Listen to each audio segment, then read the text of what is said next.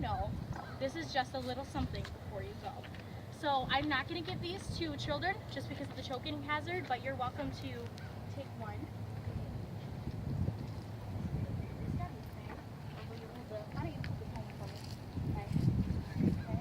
Well, I'm going to go ahead and pass these out while she gets started.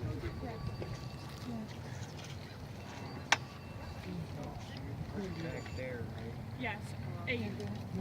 I am known as Crying Mary. My legend started back around 1940. One version says that at the stroke of midnight on every Sunday, I cry. Others say that I cry on nights of the full moon and of course on Halloween. They say that I am the Virgin Mary and I have been imbued with the spirit of a woman that lies here. Her name was Ruth Decker. The legend tells us that she committed suicide after killing her 2 children. Now she must eternally weep through their eyes. Another story is that one of the Deckers' children was named Mary. Mary's mother would have terrible nightmares about her daughter crying after her daughter had died.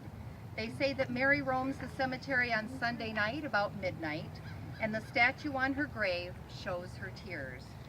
Now the truth, or as Paul Harvey used to say, the rest of the story. I'm 106 years old. My eyesight is not what it used to be. I am not the Virgin Mary, nor did the Deckers have a child named Mary. I am made of bronze, and over time I, like all bronze, developed a green patina.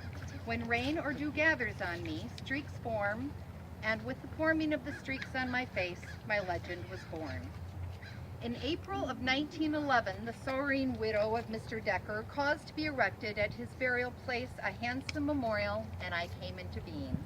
The solid granite square, about 6 feet in height, was shipped to Battle Creek in its rough state from Bear, Vermont, and was cut by A.O. McNaughton of this city. I became a magnificent bronze figure of a woman, which forms a part of the monument typifying memory, and I am a notable piece of work from the design of Nellie V. Walker, a Chicago sculptor. A working model of me was awarded first prize at the Art Institute of Chicago. I am one of the most beautiful memorials in Oak Hill Cemetery. I am designed after the Greek muse Thalia, and in Greek mythology, my mother was Mnemosyne. Say that fast 5 times. Who is Johannes Decker, you may ask?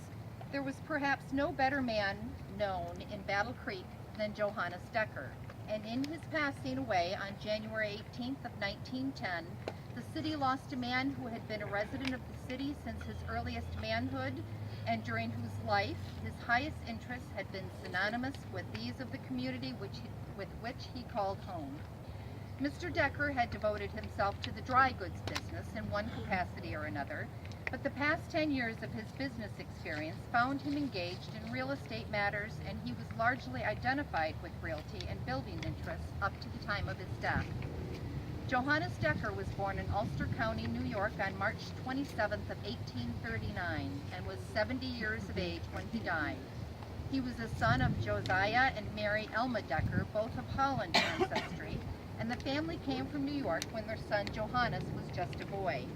He received the major part of his education in this community, and quite early in life began his career as a dry goods man by accepting a clerkship in one of the stores of Battle Creek. Later, he was engaged as a clerk in the silk department of A.T. Stewart, a prominent dry goods merchant of New York City, and during his experience there, which lasted throughout the war period, the young man learned much of dry goods and business methods that was of immense value to him in latter years. In 1866, he returned to Battle Creek and accepted a clerkship.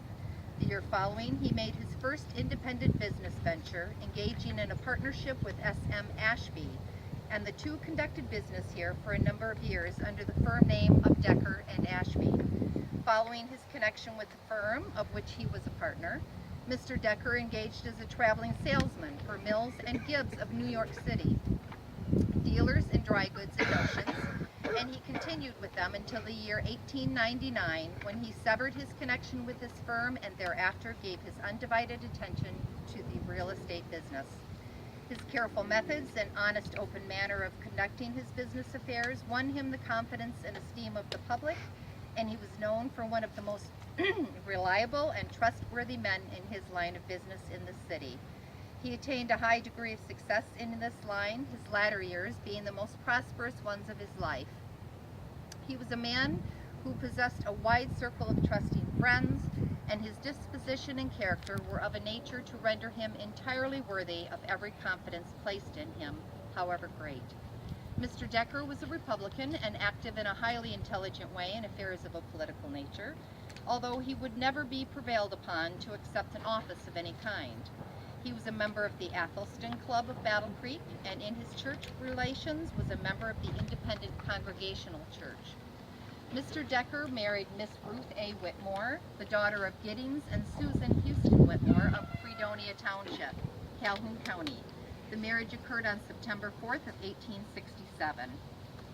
Johannes and Ruth had 2 children. Lila died when she was age 3 in 1872. She died of scarlet fever, which was very prevalent in those days. And they had another child that was born premature and died at birth in 1875.